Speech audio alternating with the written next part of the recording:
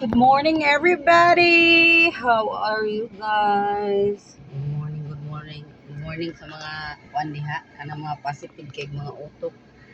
Be positive all the time kay para positive ang inyo ang one of pinakaswerte nga mindset guys is positive ka, okay?